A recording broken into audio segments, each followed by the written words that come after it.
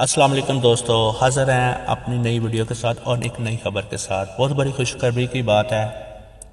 Kuwait government ने ये ऐलान किया है कि जो 32 ममालिक बैन हैं, इन 32 ममालिक का फैसला जुमेरात को बिल्कुल क्लियर कर दिया जाएगा।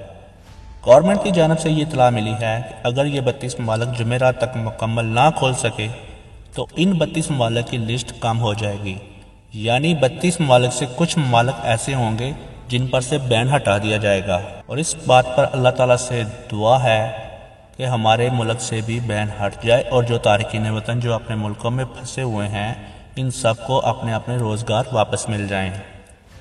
दोस्तों, इस चैनल पर आपको कुवैत की अहम खबरों से आगाह किया जाता है। अगर आपने इस चैनल को सब्सक्राइब नहीं किया तो जल्दी से इसको सब्सक्राइब कर लें। जैसे ही 32 ममालिक की खबर जुमेरात को आती है, आपको उस खबर से अपडेट कर दिया जाएगा। बहुत शुक्रिया, मिलते हैं अगली वीडियो में।